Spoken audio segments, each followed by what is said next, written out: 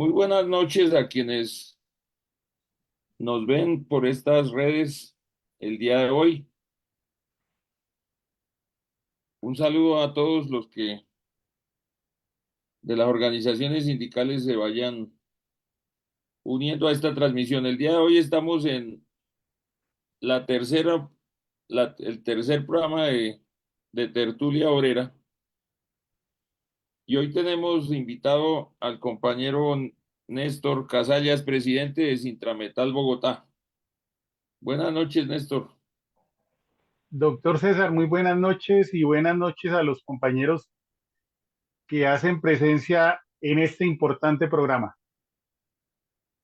El día de hoy, junto con la tertulia que vamos a tener con Néstor, vamos a ir desarrollando un tema que es muy importante para los trabajadores en el sector privado, como es el proceso disciplinario o lo que tiene que ver con los descargos.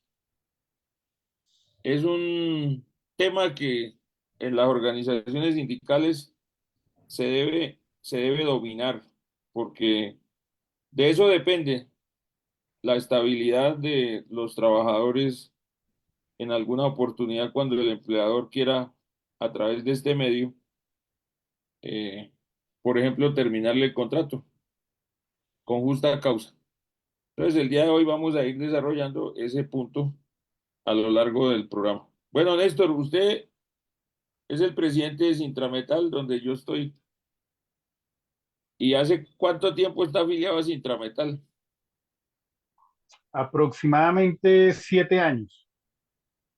Hace siete Sí. años que me afilié a Sintrametal por accidente, como creo que llegamos la mayoría de los trabajadores a las organizaciones sindicales.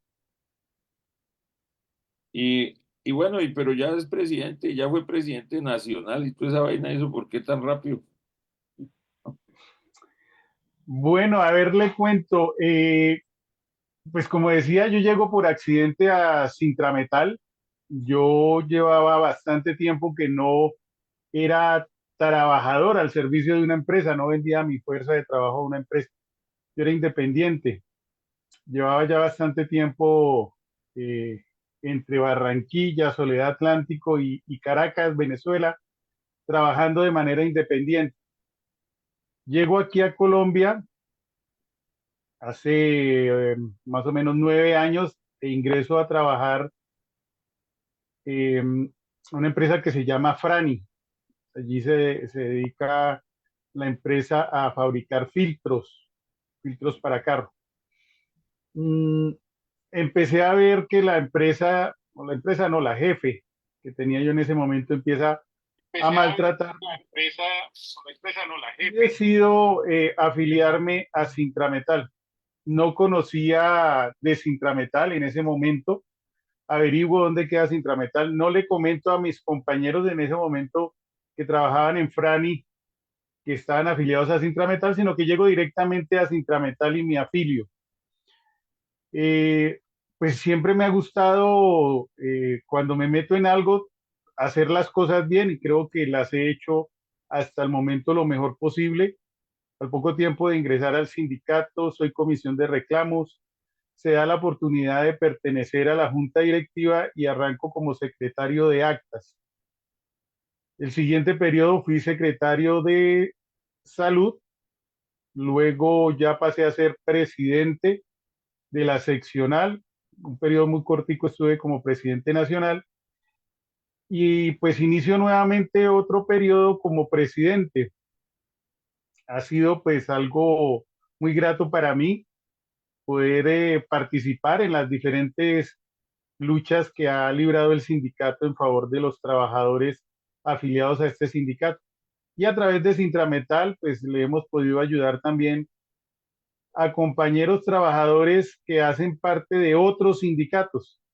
Sintrametal pues se ha convertido en un referente gracias al trabajo que ha hecho el doctor César y otras personas que me antecedieron en Sintrametal, como fue el caso de la señora Felisa Pedraza, creo yo que una de las presidentas más queridas en Sintrametal, el trabajo que hizo Carlos Cardoso, y pues eso ha llevado a que Sintrametal se posesione como en este momento está a nivel nacional.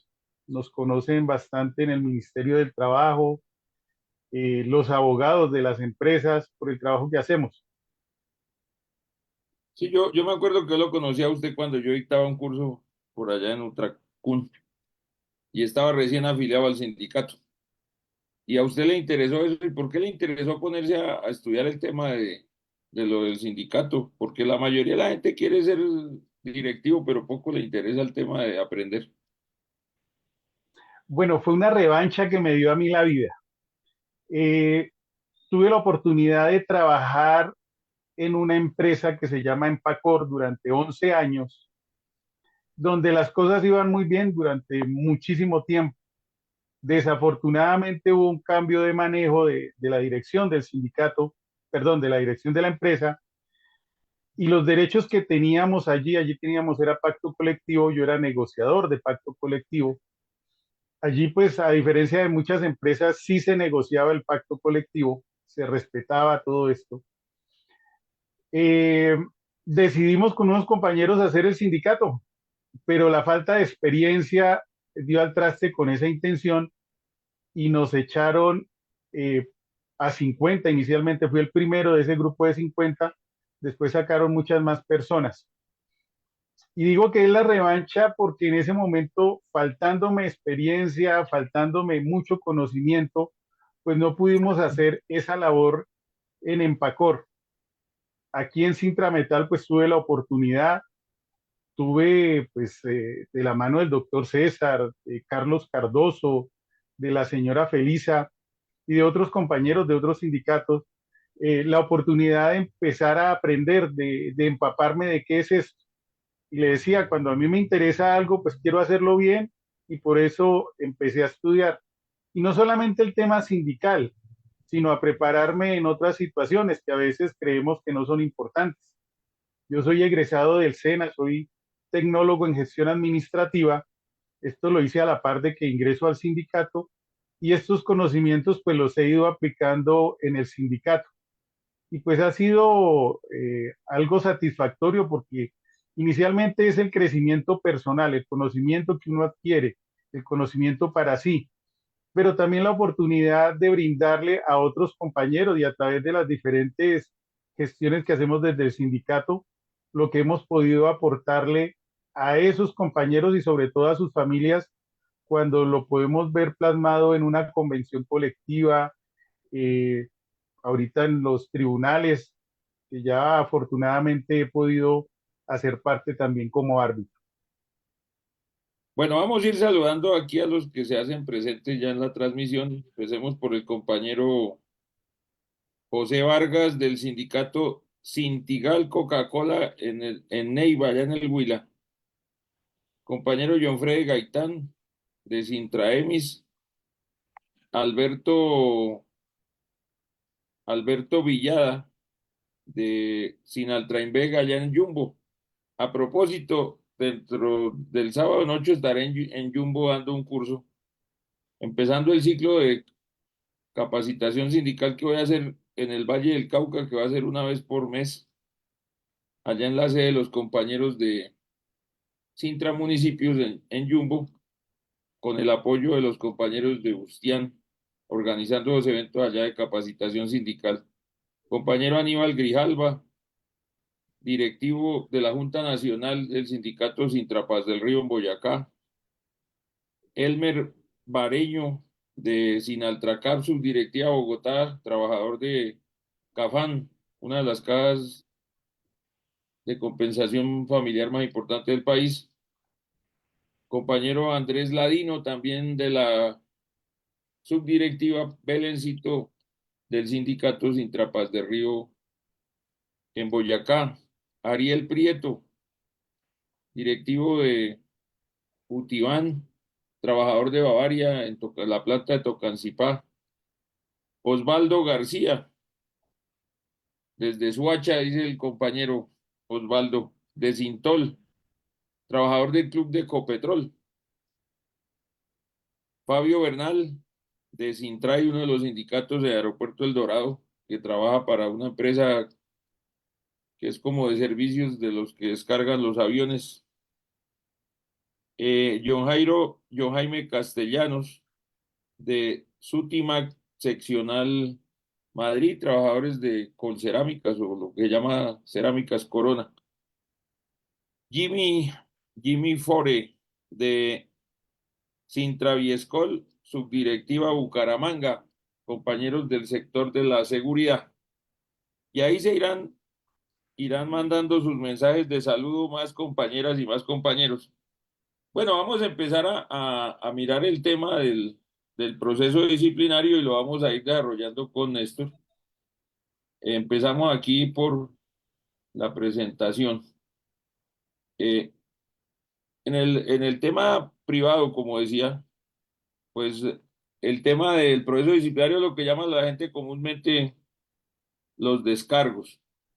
Y esos descargos tienen un fundamento constitucional, es decir, se derivan, no es una dádiva del empleador ni nada de eso, sino es una derivación de los derechos que se encuentran consagrados en nuestra Constitución Política de 1991. Es así como el artículo primero de la Constitución dice que Colombia es un Estado social de derecho.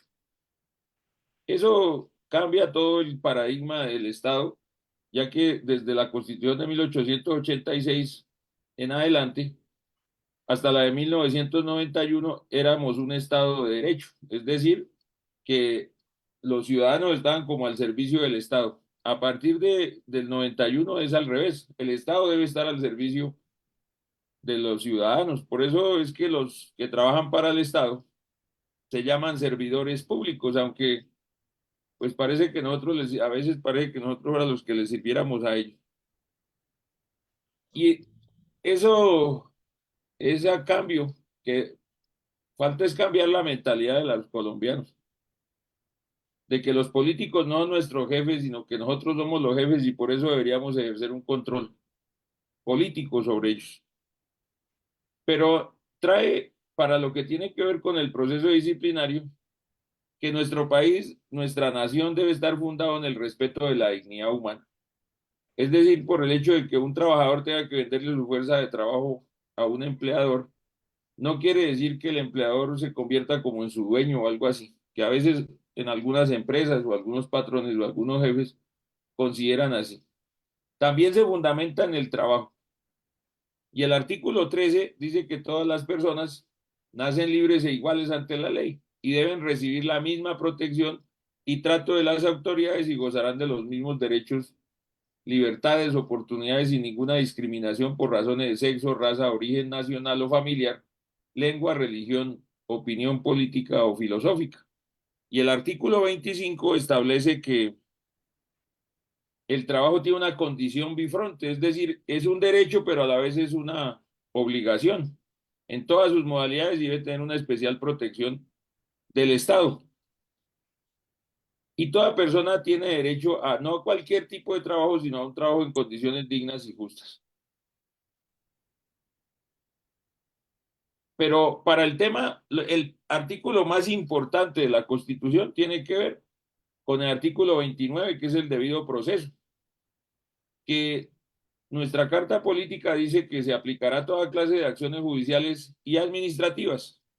Nadie podrá ser juzgado sino conforme a las leyes preexistentes al acto que se le imputa, ante juez o tribunal competente y con observancia de la plenitud de las formas propias de cada juicio. En materia penal, la ley permisiva o favorable, aun cuando sea posterior, se aplicará de preferencia a la restrictiva o desfavorable. El artículo 33 dice: nadie podrá ser obligado a declarar contra sí mismo o contra su cónyuge, compañero permanente o parientes dentro del cuarto grado de consanguinidad, segundo de afinidad o primero civil. Y finalmente el artículo 55 establece esa garantía o ese derecho dentro de los derechos económicos, no de los fundamentales, porque el 33, el 29, el 25, el 13 son derechos fundamentales, es decir, son iguales a la vida y se pueden ejercer cuando son vulnerados se pueden proteger a través de una acción de tutela. El artículo 55 no es de los derechos fundamentales, sino es de los derechos sociales y económicos, pero es ese derecho que tiene desde las organizaciones sindicales, incluso desde los trabajadores no sindicalizados que tienen un pacto colectivo, a negociar con el empleador las condiciones o regular las relaciones laborales, como dice la Constitución. Esos son los artículos de nuestra Constitución que fundamentan el proceso disciplinario. Y ahí lo vamos a ir desarrollando. Néstor, usted que ha estado en procesos disciplinarios, ¿qué tan importante cree que es el manejo de esos procesos para los trabajadores?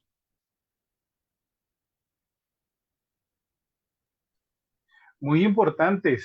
Desafortunadamente no estamos preparados para ello, porque no sabemos llevar un proceso disciplinario. Normalmente la empresa cuando considera que algún trabajador debe ser llevado a descargos porque cometió alguna falta, eh, en la mayoría de los casos hace procesos disciplinarios amañados, si es que los hace, y nosotros como trabajadores pues terminamos simplemente yendo a legalizar algo que no tendría por qué ser de esa manera. Y los sindicatos pues lo hacen con mucha frecuencia por la falta de conocimiento. Por ejemplo, usted decía algo importantísimo y es el artículo 33 de la Constitución, que nadie está obligado a autoincriminarse. Y he visto cómo muchos compañeros llegan allá y responden una serie de cuestionarios cuando la empresa todavía no tiene la certeza de que realmente cometió la falta. Y terminan estos compañeros, por dárselas de vivos, terminan dándole las pruebas que no tenía la empresa al responder cosas que no tendría por qué responder. Otra cosa que nosotros no tenemos claro es que cuando a mí me llevan a un proceso disciplinario, le corresponde a la empresa demostrar la falta. Yo como trabajador no tengo que demostrar mi inocencia, sino la empresa demostrar que esa falta se cometió y si tiene las pruebas, pues presentarlas. Le escuchaba yo decir en algún momento a usted que la carga procesal está a cargo de la empresa, es decir, la empresa tiene que probar. Obviamente como trabajador cuando voy a un proceso disciplinario, pues tendré que preparar una defensa, pero la responsabilidad de vencerme en juicio, porque esto es un juicio, guardadas las proporciones, es de la empresa. Entonces es importante que nos preparemos y la preparación parte desde el conocimiento, aprender, entender que el proceso disciplinario no es simplemente un juego, parte de la sentencia C-593 y a partir de ahí se ha venido desarrollando y por eso es importantísimo que cuando nosotros vayamos a una negociación, uno de los puntos que incluyamos en ese pliego de peticiones, si no lo tenemos en la convención, es un proceso disciplinario para tener unas garantías de que se da un debido proceso y no simplemente lo que se tenga en un reglamento interno de trabajo o lo que se tenga en el código sustantivo del trabajo. Vale, vamos a seguir aquí saludando a la compañera Janet Martínez, presidente de UTCF, Unión de Trabajadores de las Cajas de Compensación. A propósito, seguimos creciendo en UTCF, ya vamos por alrededor de 720 afiliados iniciando el año 2024 y nuestra meta es llegar a 1.000 afiliados en Colsubsidio, que esa es la caja donde más afiliados tiene la organización sindical. Jean Paul García, de Sintra y Magra Ibagué, Carlos Alberto Marín, Ernesto Cano, de Sintra y Magra Jumbo, John Garzón, de Sintranet, Claudia Amparo Sánchez, la presidenta de Sinaltracamacón, Sindicato de las Cámaras de Comercio, trabaja en la Cámara de Comercio de Villavicencio. Uber Abella, colega abogado, Joana Andrea Salazar, Leonardo Flores. Leonardo hace una pregunta: ¿quién tiene potestad en las compañías para iniciar un proceso disciplinario? Como decía Néstor, eh, el proceso disciplinario puede ser o bien que la empresa lo tiene en el reglamento, o bien que entre el sindicato y la empresa se logra un acuerdo y se suscribe una convención, o incluso se lleva a un tribunal de arbitramiento y el tribunal en un laudo arbitral establece el procedimiento disciplinario. Y allí puede ocurrir que, de acuerdo a la petición, por ejemplo, del sindicato en el pliego de peticiones, se establezca quiénes son o qué cargos, más bien, deben ocupar aquellos que sean los que inician los procesos disciplinarios. De resto será el que la dirección de la empresa designe. Si no está establecido ni en la convención ni en el laudo o incluso en el reglamento de trabajo tampoco. En esos casos, la gente siempre me llama a mí y me dice, es que me acaba el jefe de notificar un proceso disciplinario. Y entonces lo hizo, pero es que la carta donde me dice que me llama a descargos no tiene el logo de la empresa, no tiene no sé qué, no, eso no importa que no tenga el logo de la empresa. Esa persona en ese momento está en representación de la empresa. Y obviamente la empresa puede designarlo a cual, ya le digo, si no está establecido en el reglamento o en la convención o en el laudo arbitral, a quien represente en el momento a la empresa. José Cortés, Aura Firavitova, compañera representante de los trabajadores en el COPAS con subsidio. Ariel Suárez, Ariel Suárez es de Ultraemis Nacional. Leonardo Forero, Einer Botía, presidente de Sintracar, trabajadores de la Cartonera Nacional, tanto en Villarrica, Cauca, como en Barranquilla. Sintra Brinza, presente, dice acá. Carlos del Villar, María Teresa Pérez, presidenta de Sinaltracaf, Bogotá, trabajadora de Cafán. John Alexander Tovar, de Sindicolmena, Alex Arles Cabezas, Iván Leonardo Roballo Ojeda, Felisa Pedraza, doña Felisa, expresidenta de Sintra Metal Bogotá, Andrés Leighton, Andrés Leighton dice que quejas y reclamos de Sinaltrascop en tiendas de uno, SAS. John Freddy Parra, Sintrapulcar Seccional Bogotá, Félix Pulido, de, no dice, Sintraimagra Seccional Cumaral en el Meta.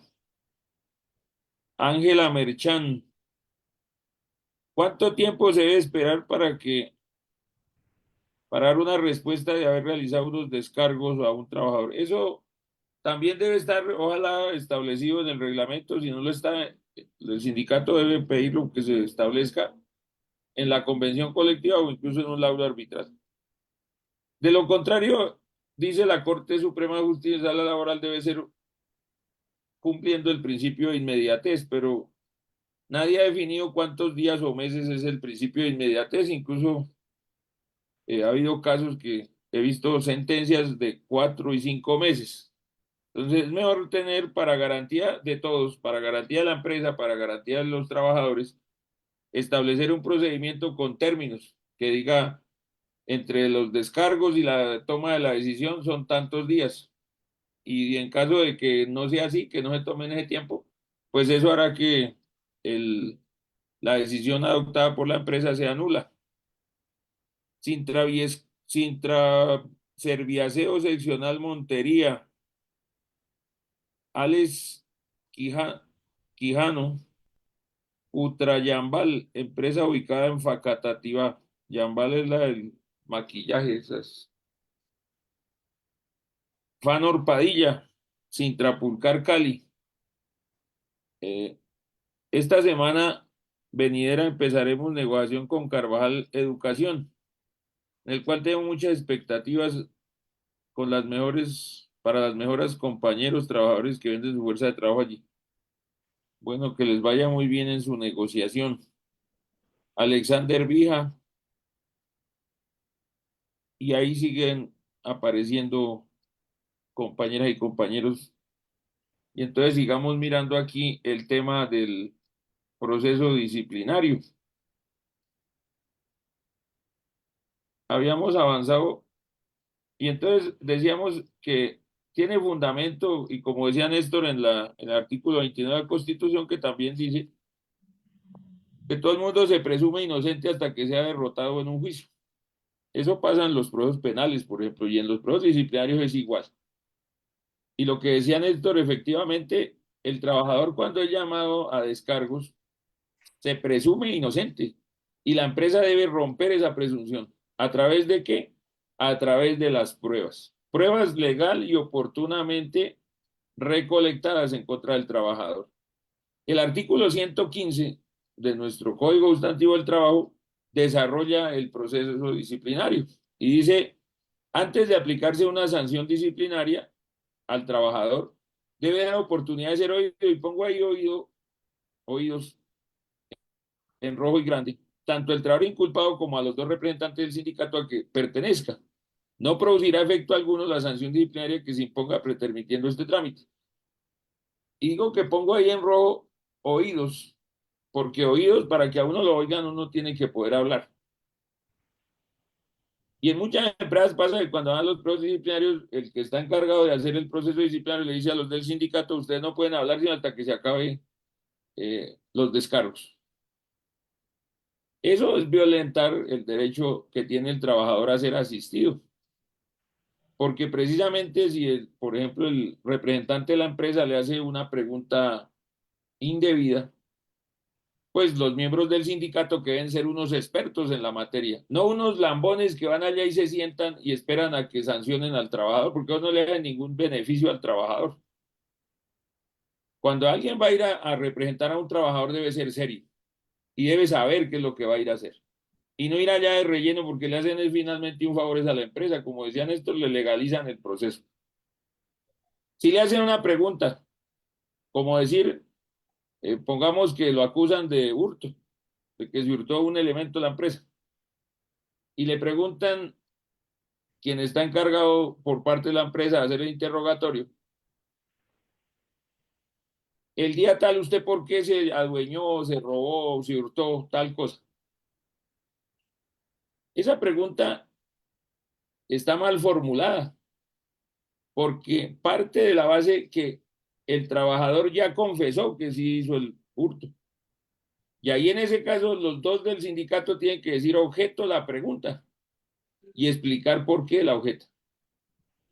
Y quien está en representación de la empresa está en la obligación de sacar del cuestionario esa pregunta por estar mal formulada, pero incluso yo a muchos trabajadores les digo es más bien, ¿cuáles son los cargos de la empresa? Pues lo que le notifica cuando le dice, lo llamo a descargos porque tengo entendido que usted el día tal a tal hora hizo tal cosa. Esos son los cargos. Y para eso tengo estas pruebas y le debe entregar las pruebas con la citación. No allá en la declaración de descargo, allá para qué, porque allá lo coge distraído, pues ya cuando no tiene nada que hacer. Le debe entregar todas las pruebas cuando lo citan. ¿Para qué? Pues para que puedan entre los miembros del sindicato y el trabajador organizar la defensa, estructurar la defensa. Y por ejemplo, también ver cuáles son las pruebas que el trabajador va a aportar para desvirtuar esas pruebas que la empresa le entregó. Y en lo personal siempre le digo a los trabajadores, hagan por escrito un relato de los hechos, o sea, los descargos, es decir, la respuesta a los cargos que la empresa le hace. ¿Para qué? Pues para llevarlo como una guía o incluso para leerlo allá. Porque es que al trabajador cuando está allá se le olvidan las cosas.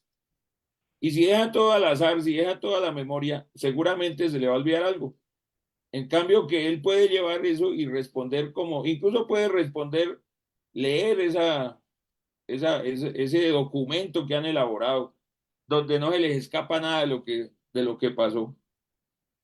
Y esa sería la respuesta, serían los descargos y decir, ya no acepto preguntas.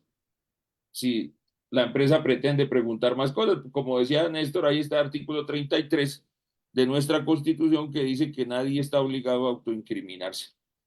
Entonces, pregunta uno, o respuesta a esa pregunta más bien.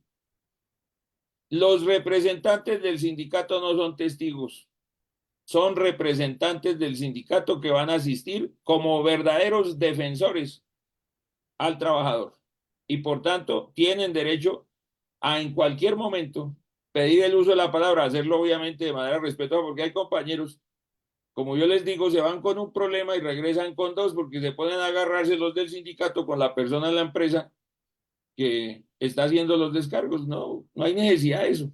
Sencillamente pedir la palabra y dejar las debidas constancias que deben ser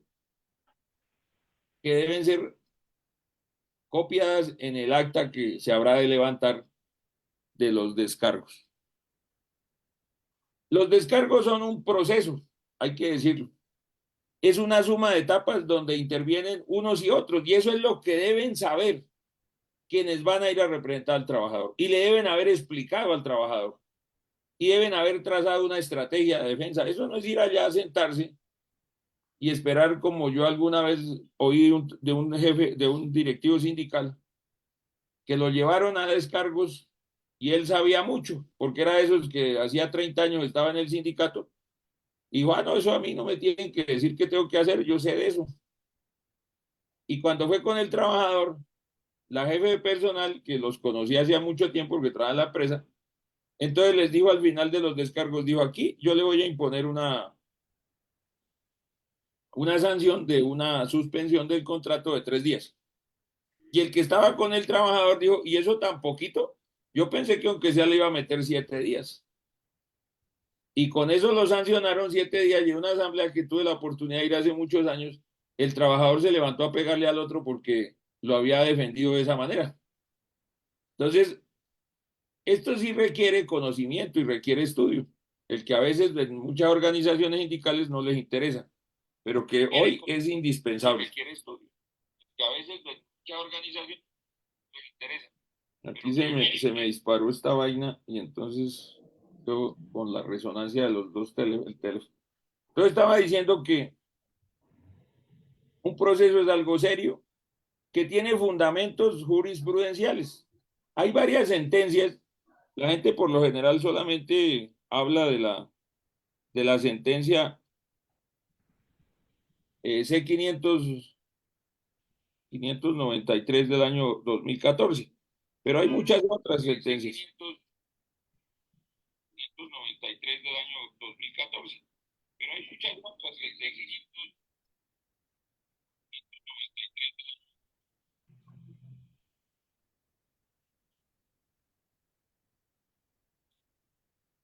Decía que, por ejemplo, la sentencia T-433 del 98, que tuvo que ver con un comité que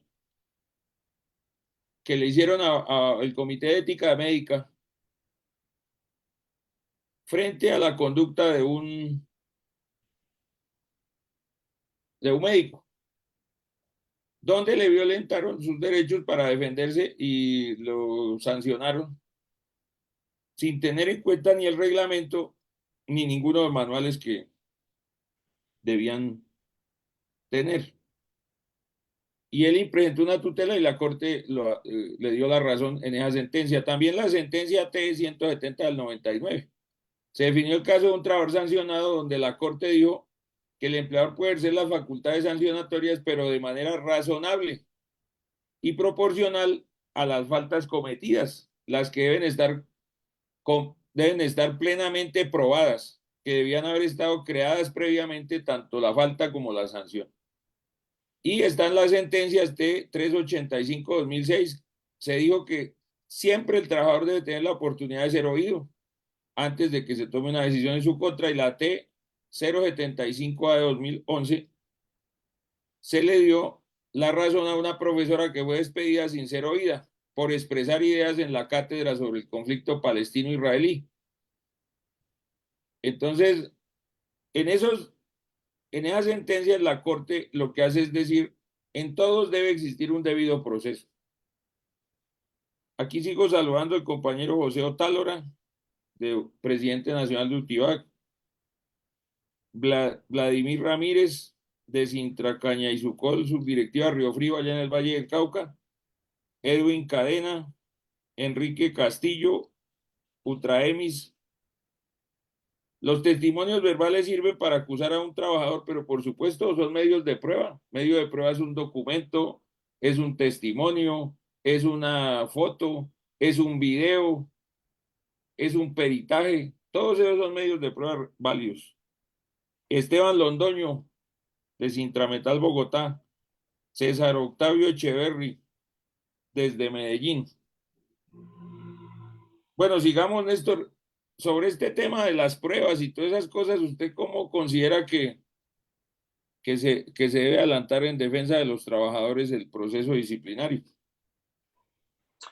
Bueno, primero hay que tomar muy en serio el proceso disciplinario, no como hacen muchos compañeros de que les envían la citación y el día víspera al proceso disciplinario en sí, a la citación, incluso el mismo día, buscan algún compañero, venga, fulanito, venga y me acompaña. No hay que preparar una buena defensa.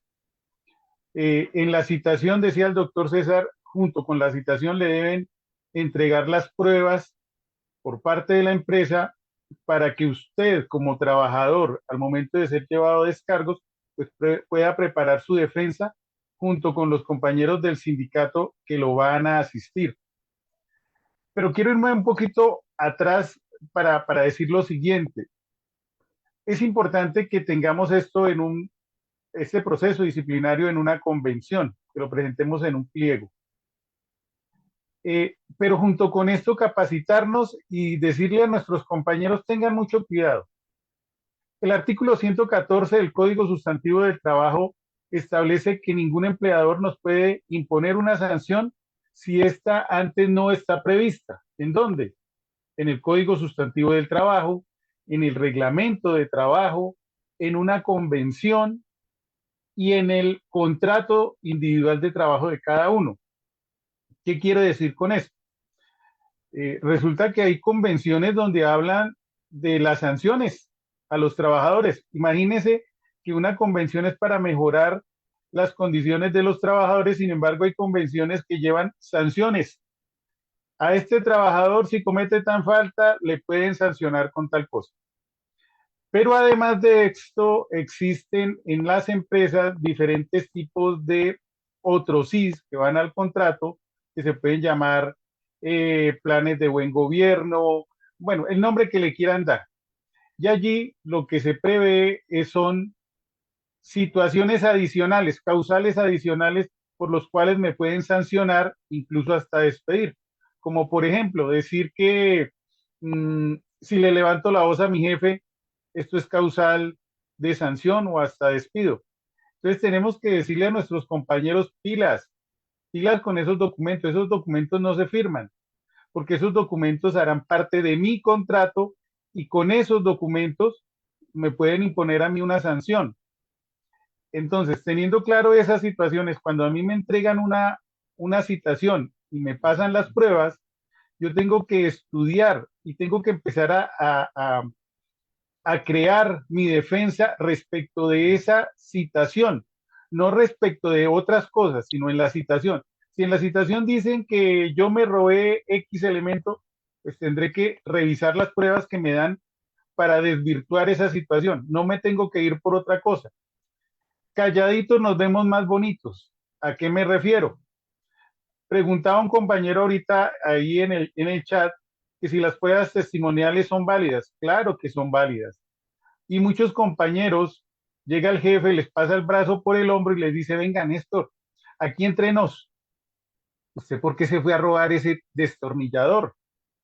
Y yo que soy bien tonto le digo, no, pues yo no tenía la intención, el destornillador saltó a mi bolsillo.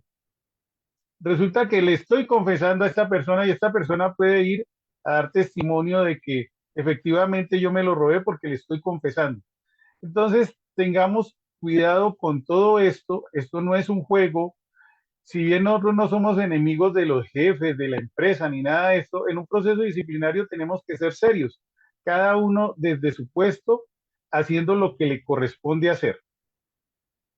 Vale, Néstor, precisamente algo que usted decía sobre lo que ocurre en muchas empresas que tienen un reglamento de trabajo donde tienen 100, 120 o más causales de despido. Y el sindicato nunca se ha tomado la molestia de mandar algunas de esas causales que son hasta violatorias de la ley. ¿Cuál ha sido la posición de tiempo muy atrás de la Corte Suprema en su sala laboral frente a la valoración que debe hacer el juez de ese tipo de causales cuando el empleador las utiliza para despedir al trabajador? Lo que había venido diciendo la Corte es que cuando el trabajador, por ejemplo, despedía a un trabajador por una causa que está en el reglamento de trabajo, como la que usted decía, que diga que el trabajador que grite, por ejemplo, al jefe, eso será una causa de una falta grave, causa de despido. En esos casos, la Corte venía diciendo hace mucho tiempo que el juez quedaba limitado a la valoración, que el juez única y exclusivamente debía probar, debía constatar más bien, porque el que debe probar es la parte, debía constatar si el trabajador, con las pruebas arrimadas por el empleador al proceso, efectivamente el trabajador había incurrido en la falta, pero no podía valorar la gravedad o no, porque eso era un acuerdo entre las partes, bien fuera en una convención colectiva, bien fuera en un laudo arbitral, bien fuera en el contrato de trabajo o en el reglamento de trabajo. Al final del año pasado se conoció una sentencia de trascendental importancia y además que viene siendo tergiversada por algunos abogados que leen un pedacito nomás y no la sentencia. Algún abogado, para que le den muchos likes en las redes sociales, sacó un titular diciendo que con esta sentencia habían acabado las causas de despido por justa causa. Hasta una clienta me escribió diciéndome, doctor, entonces nos vamos a ganar el proceso porque como a mí me despidieron invocando justa causa y ahora se acabaron. Y yo le decía, no, por las redes sociales yo a veces creo lo que decía Humberto Eco, el escritor, cuando le preguntaron, y eso que él se murió antes de que se desarrollaran las redes como están hoy. Le preguntaron a él que qué opina de las redes sociales, y dijo, le dieron voz a los idiotas. Y a veces pasa eso que la gente en las redes sociales cree porque cualquiera llega y dice cualquier cosa. La sentencia es la sentencia SL 2857 del año 2023, cuyo magistrado ponente fue el doctor Gerardo Botero. Y miren lo que dice. Conforme a lo advertido, la Corte recoge cualquier criterio en contrario donde se haya indicado. O sea, recoge es que se devuelve, que cambia su jurisprudencia. Que el juez no le es dable juzgar la gravedad de la falta cuando ésta ha sido previamente convenida por las partes, bien en el contrato de trabajo, la convención colectiva o el reglamento interno, pues al juez laboral no se le puede privar de esa función, bien por acuerdo entre las partes o por decisión unilateral del patrono. En tanto, las consecuencias que pueden tener una estipulación en este sentido puede conllevar a la renuncia a derechos sociales en virtud de las consecuencias jurídicas que encarna la terminación del contrato de trabajo. De ahí que siempre la gravedad de la falta deberá estar precedida de un juicio valorativo por parte del juez, en el que se avale la entidad jurídica de la conducta allí prevista como justa causa de despido, o se descalifique la misma, atendiendo las circunstancias o características particulares de cada caso. Ahí cierro las comillas. Ese es un trascendental cambio en la jurisprudencia, pero además, si no solamente se lee la sentencia, sino se lee una aclaración de voto que se dieron varias aclaraciones de voto y un salvamento, pero me parece que hay que destacar la aclaración de voto del magistrado Luis Benedicto Herrera, del que yo fui su alumno también en la Universidad Libre cuando estudié Derecho, y hoy es magistrado de la sala laboral. Ese salvamento de voto aclara más la situación. El juez no puede ser un convidado de piedra, dice el salvamento, cuando de valorar la gravedad de una conducta del trabajador se trata. Cuando le fue terminado el contrato de trabajo por el empleador. Entonces eso abre unas garantías muy importantes para los trabajadores, pero una cosa que deben tener claro los trabajadores cuando por un proceso disciplinario es despedido con justa causa el trabajador, es que si hizo una mala defensa en el proceso, eso le va a garantizar que en el proceso judicial donde va a alegar que fue despedido sin justa causa, pues las cosas sean más difíciles. Por eso es que todo tiene que ser una estrategia de defensa desde el momento en que citan al trabajador a los descargos.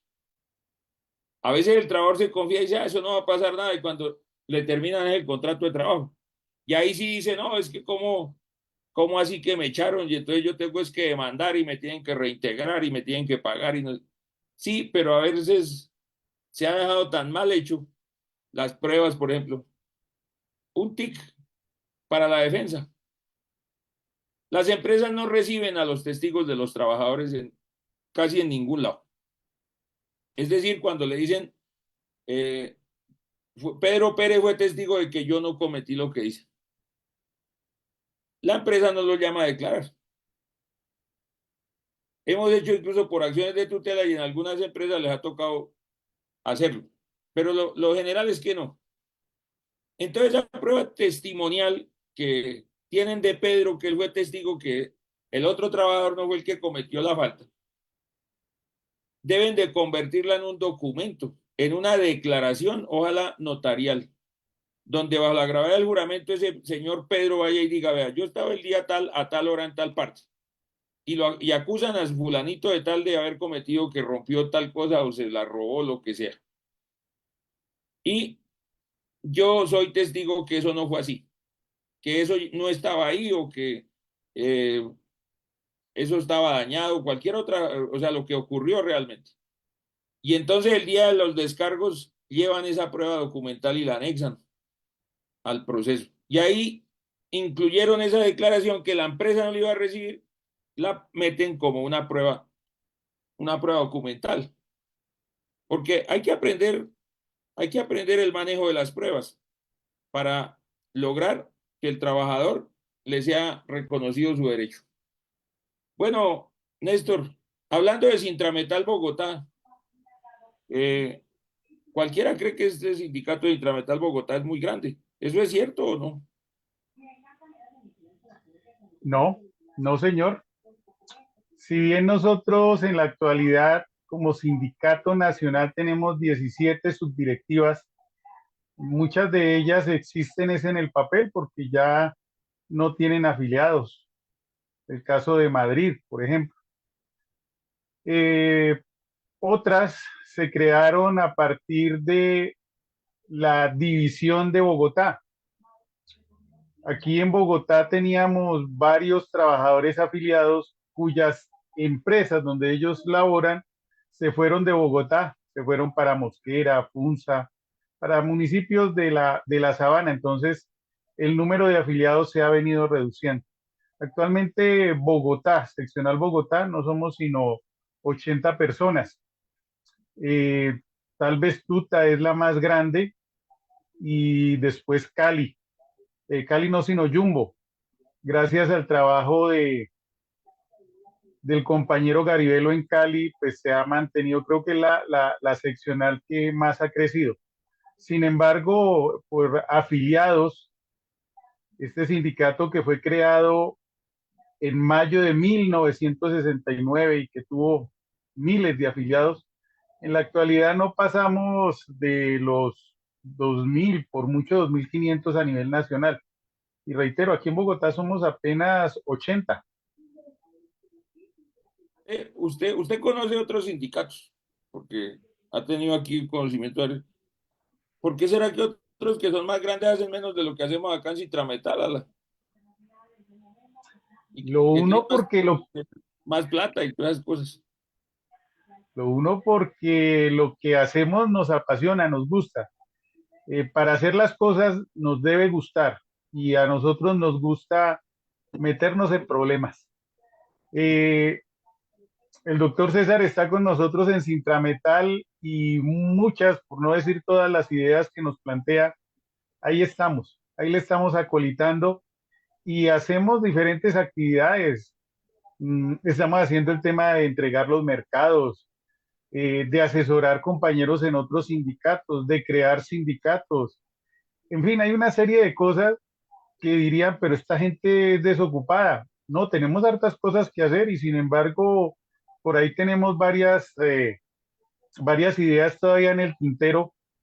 Este año queremos sacar adelante lo de una idea que tenemos desde hace más o menos unos 2 años, 3 años, y es crear una cooperativa.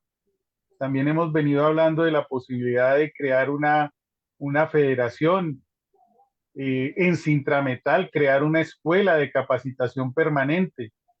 Estas instalaciones pues están al servicio no solamente de los trabajadores de Sintrametal, sino en general de todas las personas que quieran llegar allí a Sintrametal. Y pues no queremos desaprovechar este espacio físico y estamos mirando las posibilidades de no solamente los cursos que dicta el doctor César periódicamente, sino de pronto hacerlo algo más permanente, mirar la posibilidad de utilizar fines de semana, horarios nocturnos, quitarle las excusas a los compañeros que dicen que por falta de tiempo no pueden capacitarse. Sí, esas son muchas ideas que tenemos. Lo de la cooperativa tenemos que hacerlo este año. Y lo de la federación también ya tenemos el número de sindicatos necesario para empezar a trabajar, pero no como un ente burocrático sindical, de esos que los directivos se la pasan paseando y no saben ni dónde están parados, sino de trabajo de los trabajadores, de los que les toca ir todos los días a las 4 de la mañana a producir la riqueza de este país.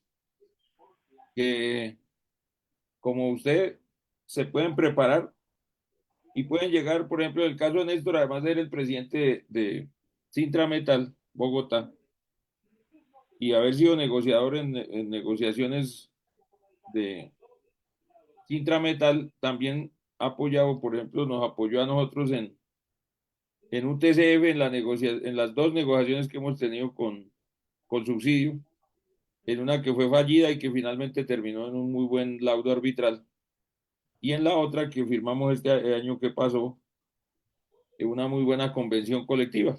Pero además Néstor ya eh, ha sido árbitro de tribunales de arbitramiento, echando abajo ese tema de que es que los únicos que podemos ir a los tribunales de árbitro somos los abogados. Un trabajador, un directivo sindical formado, que haya estudiado, que se ponga a leer las sentencias de la corte completa, sino como lo hacen algunos abogados, y tiene el carácter para eso, puede ir a ser un representante digno de los trabajadores y lograr beneficios para la mejora de la vida, porque para eso son los sindicatos, para mejorarle la vida a los trabajadores, para mejorarle la vida a las familias de esos trabajadores, no para que dos o tres directivos se la pasen paseando para arriba y para abajo sin hacer absolutamente nada. Eso no es el sindicato. Y nosotros tenemos una posición crítica frente a ese tipo de conductas. Hoy, por ejemplo, venimos de negociar con Néstor una mesa de negociación con una empresa que se llama Uncar, con el compañero Esteban Londoño, que ya está aquí en sintonía, que estamos negociando donde él trabaja, las condiciones laborales. Y así lo hacemos con varias empresas. Aquí reportan otra vez sintonía, dice Ernesto Cano, dice, no tener problemas es un gran problema, sí señor. Y la compañera Felisa Pedraza que dice, Intrametal Bogotá es responsabilidad, compromiso y conocimiento. Muchas gracias. Y Freddy Gaitán dice, el trabajo sindical se vuelve un estilo de vida. Sí, realmente hay unos que nos hemos dedicado en estos días, tenía que organizar una reunión para tratar un tema sindical en un sindicato grande. Y la compañera que estableció la hora dijo que a las 8 de la noche. Y uno de los que fue invitado a esa reunión, un directivo sindical, dijo, no, hágame el favor y me programa entre las 8 de la mañana y las 5 de la tarde. Esos directivos de 8 a 5 y de lunes a viernes no le sirven a los trabajadores. Esta vaina no es una gerencia. Esto es un trabajo social, un trabajo que lucha por el bienestar social de la gente. por la justicia social. Ayer que allá en Davos decía el presidente de Argentina que todo eso de la justicia social, todo eso era lo que había arruinado al mundo. No, lo que ha arruinado al mundo es el capitalismo, lo que ha arruinado al mundo es el egoísmo, lo que ha arruinado al mundo es el individualismo. Y en los sindicatos hay sindicatos que tienen mucha plata, que tienen muchos recursos, que tienen hasta abogados, que tienen incluso abogados dentro de las juntas directivas. Y la gente no mira a los demás, no mira a los sindicatos pequeños, no mira a los trabajadores que ahí en la empresa vecina los maltratan y los exprimen para ayudarles a crear su organización sindical. Creo que dentro del movimiento sindical le hace flaco favor no hacer un examen de autocrítica en las organizaciones sindicales. Yo represento un sindicato que se llama Sintraproquipa. 65 afiliados se dejaron convencer de una empresa que se llama PQP y le firmaron una convención espuria porque finalmente se demostró ante la Corte que no era una convención, tratando de quitarle los derechos a los trabajadores a término fijo. Y cuando me pidieron mi opinión, ¿qué debíamos hacer? Mi opinión fue expulsarlos. Y se expulsaron. Y algunos compañeros que se llaman revolucionarios me acusaron de querer acabar el sindicato. Hoy el sindicato ya tiene 300 afiliados. Porque es que tenemos que ser coherentes entre lo que decimos y lo que hacemos. Esos vagos sindicales le hacen supremamente mal. Esos son los que nos hacen quedar mal. A los que trabajamos, a los que estamos aquí, por ejemplo, a esta hora todavía, en el sindicato, trabajando. Y por eso hay que señalarlos con el dedo acusador de que esos finalmente dañan al movimiento sindical. Ya terminando, otros compañeros que se unen, Rafael Robles, que es el presidente de la subdirectiva Austiana en Barranquilla, trabajadores de Bavaria, el compañero Frankie Guerrero, que es de la Junta Directiva Sintrametal en Bogotá, también está el compañero Víctor Manuel Figueroa, presidente de la subdirectiva Belencito en Sintra Paz del Río, en Acerías Paz del Río. Y ya, Néstor, para terminar, ¿cuál sería su mensaje para los trabajadores, para las organizaciones sindicales? Capacitarnos, capacitarnos y poner en práctica esto que vamos aprendiendo, porque no es solamente los directivos sindicales. Desafortunadamente, la gente piensa que el sindicato son los directivos, no, el sindicato somos todos quienes conformamos una organización. Obviamente que se requiere de un direccionamiento y para eso están estos directivos. Entonces necesitamos capacitarnos. Eh, Se tiene una serie de mitos que tenemos que ir desmontando y llegar a la realidad de lo que son las cosas. Por ejemplo, veía ahorita que alguien publicaba lo del principio de inmediatez. La gente piensa que si yo cometí una falta hace 2 meses, 3 meses, 6 meses, un año, X tiempo no me pueden llevar a un proceso disciplinario. Resulta que las cosas no son así. La inmediatez para este caso dependerá de cuándo conoce de la falta la empresa. Por ejemplo, donde yo trabajo fabricamos filtros para carro y el filtro se pudo haber producido hoy y el cliente ir a utilizarlo dentro de 6 meses y en 6 meses se dan cuenta de un error por el cual pueden llevarme a un proceso disciplinario porque lo hice mal, por algún tema. Entonces, tengan cuidado con ese tipo de conceptos y capacitémonos. Capacitémonos, que esa es la única forma en que podemos sacar esto adelante, pero sobre todo, no quedarnos con el conocimiento.